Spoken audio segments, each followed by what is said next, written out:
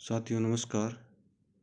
आज के इस वीडियो में हम भारत में हरित क्रांति विषय पर चर्चा करेंगे। जब भारत 1947 में स्वतंत्र हुआ था, उस समय भारत में खाद्यान्न का अभाव था और अक्सर अकाल पड़ते थे।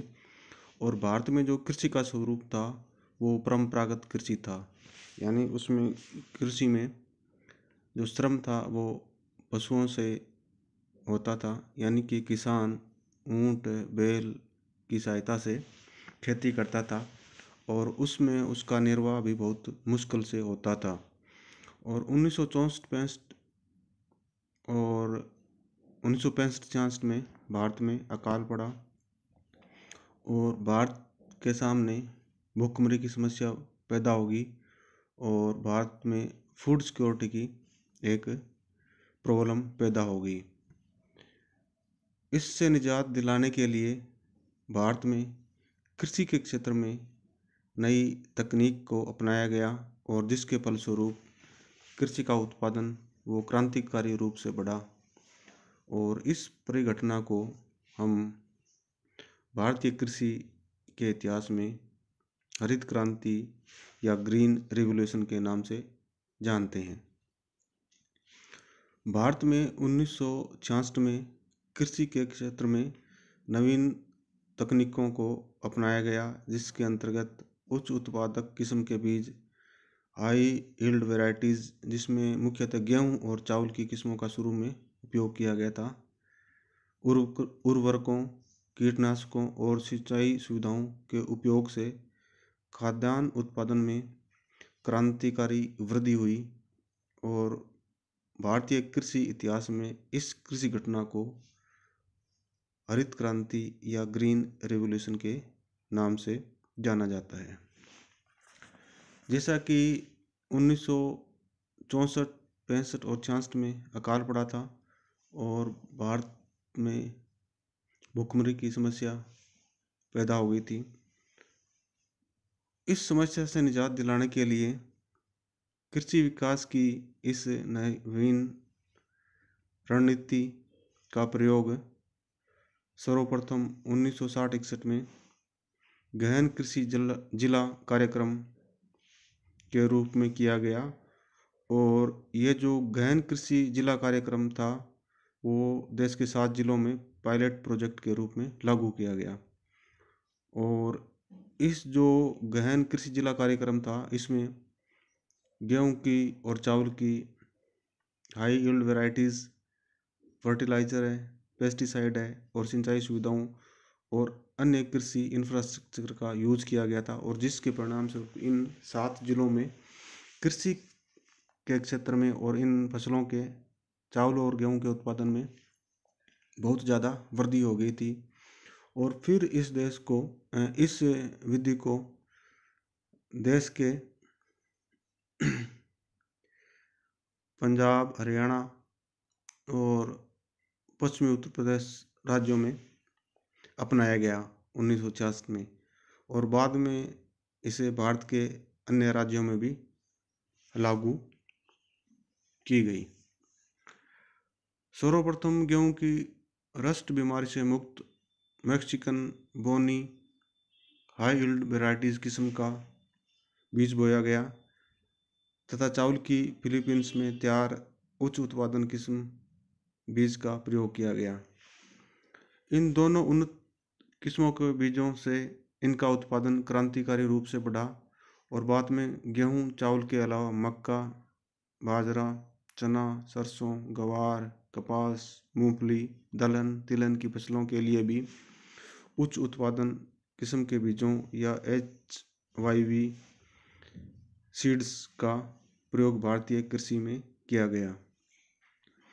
ये जो हरित क्रांति है ये जेनेटिक इंजीनियरिंग की देन है और इसमें गेहूं और चावल की ऐसी किस्मों का विकास किया गया था जो बीमारी से मुक्त हो और जिसमें उत्पादन ज़्यादा हो। पहले जो गेहूं की फसल बोई जाती थी उसमें रस्ट बीमारी लगती थी और इसका उत्पादन कम होता था। तो बाद में इनके जीन में परिवर्तन करके और ये जो गेहूं की किस्म थी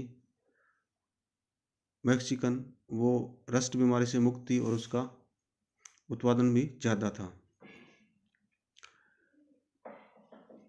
इनके परिणाम स्वरूप भारत में 2-3 दशकों बाद खाद्यान्न आयातक देश से खाद्यान्न निर्यातक देश के रूप में भारत उभरा।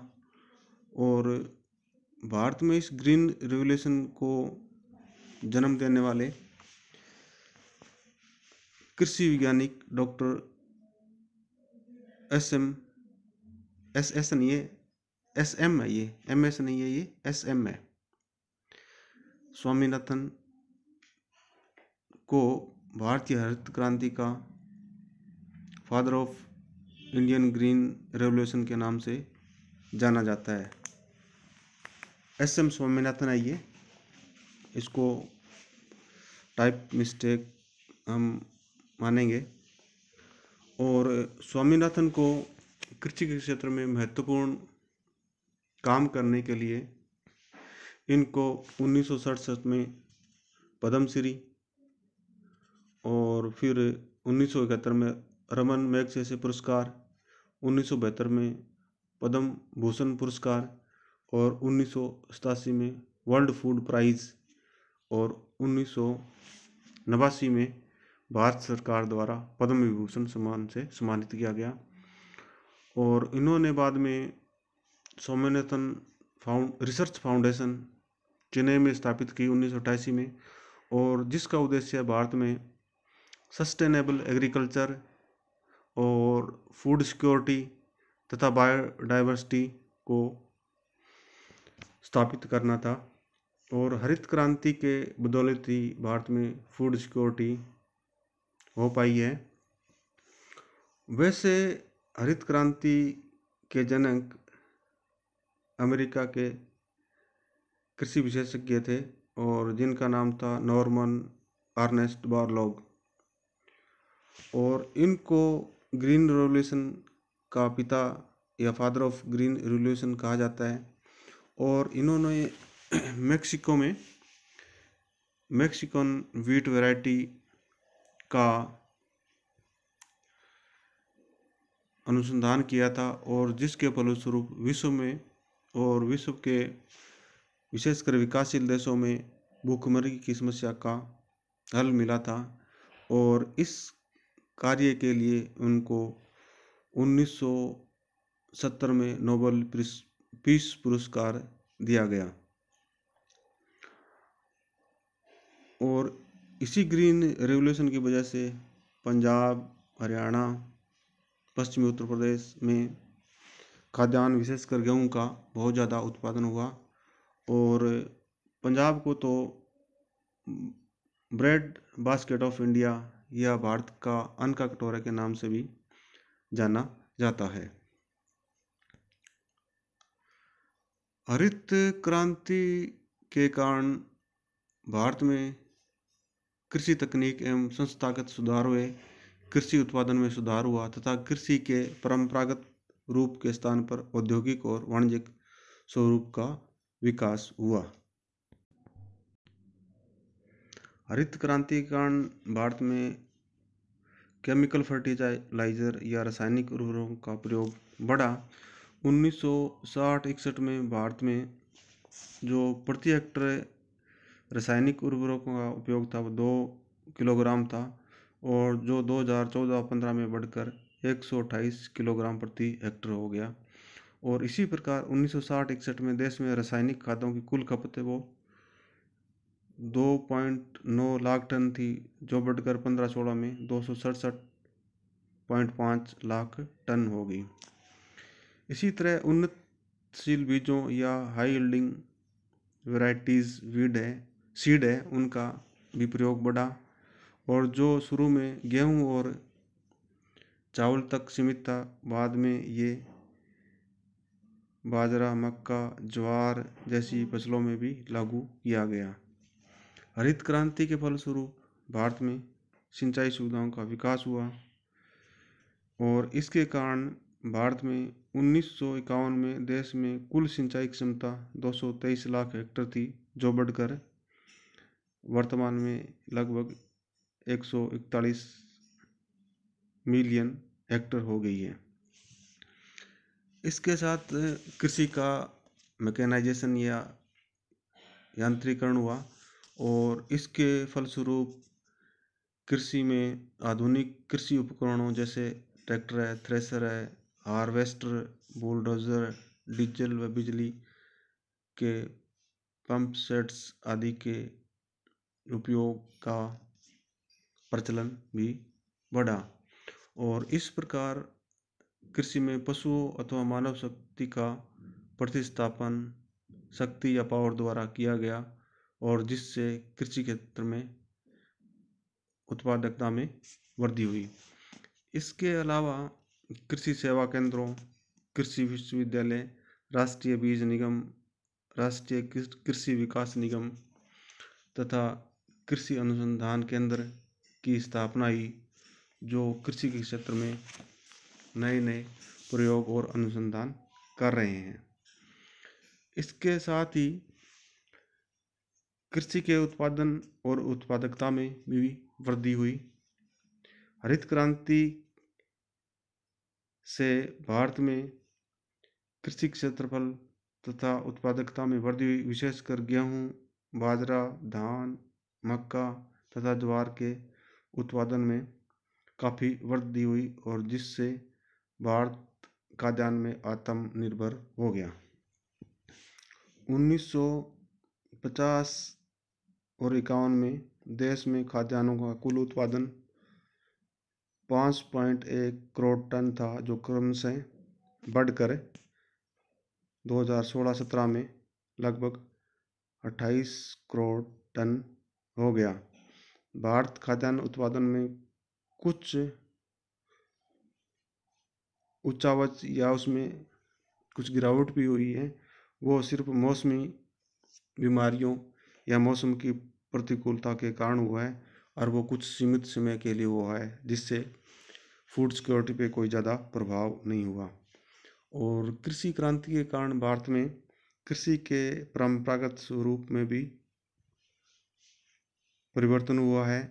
हरित क्रांति के फलस्वरूप खेती के परंपरागत स्वरूप में परिवर्तन हुआ है और खेती व्यावसायिक दृष्टि से की जाने लगी है, जबकि पहले ये सिर्फ निर्वाह या किसान के पेट भरने तक ही थी। वर्तमान में देश में गन्ना, रुई, पटसन, कपास, तिलहन, दलहन के उत्पादन में वृद्धि हुई है। पटसन, गन्ना, आलू, मूंगफली आदि जो व्यावसायिक या कमर्शियल क्रॉप्स के उत्पादन में भी वृद्धि हुई है और वर्तमान समय में देश में बागवानी फसलों जैसे फलों, सब्जियों और फूलों की खेती को भी बढ़ावा मिला है। इस तरह हम कह सकते हैं कि हरित क्रांति के कारण भारत खाद्यान्न में न केवल आत्मनिर्भर हुआ बल्कि अब वह निर्यात करने की स्थिति में भी है। लेकिन इसके साथ कुछ समस्या भी आई है, जैसे ज़्यादा फर्टिलाइज़र का उपयोग करने से मृदा का अवनयन हो गया, उसकी जो उपजाऊ क्षमता है वो कम हो गई और इस हरित क्रांति के कारण देश के राज्यों में और राज्यों के भीतर भी सामाजिक आर्थिक विषमता उत्पन्न हुई है। जैसे पंजाब, हरियाणा या पश्चिमी उत्तर प्रदेश राज्य जहाँ पे सिंचाई सुविधा उपलब्ध थी वहाँ के किसानों में संपन्नता आई है, लेकिन साउथ इंडिया या नॉर्थ ईस्ट है जहाँ सिंचाई सुविधा उपलब्ध नहीं थी वहाँ के किसान इसका लाभ नहीं उठा पाए। ज़्यादा फर्टिलाइज़र है, केमिकल है, पेस्टिसाइड है या फंगीसाइड है का हरित क्रांति में यूज हुआ और इसका प्रभाव खाद्यान्न की फसलों से होता हुआ मानव के शरीर में प्रवेश कर गया और जिससे मानव में स्वास्थ्य संबंधी प्रतिकूल प्रभाव भी पड़े और विशेषकर पंजाब में नई बीमारियां पैदा हो गई। इसके अलावा इन पेस्टिसाइड केमिकल से पर्यावरण अवनयन की भी समस्या पैदा होगी और इससे जल प्रदूषण, वायु प्रदूषण भी बढ़ा है और जिसका प्रतिकूल प्रभाव मानव और जीव जंतुओं और पौधों पे पड़ा है। इस तरह हम देखते हैं कि हरित क्रांति के फलस्वरूप देश में कृषि आगतों एवं उत्पादन में पर्याप्त सुधार हुआ है इसके फलस्वरूप कृषक, सरकार तथा जनता सभी में ये विश्वास जागृत हो गया है कि भारत कृषि पदार्थों के उत्पादन के क्षेत्र में आत्मनिर्भर ही नहीं हो सकता, बल्कि अब वह निर्यात भी कर रहा है। इस वीडियो को अन्य छात्रों में भी शेयर करें ताकि वो भी लाभान्वित हो सकें, और आशा करते हैं कि ये वीडियो आपके लिए लाभदायी होगा। धन्यवाद।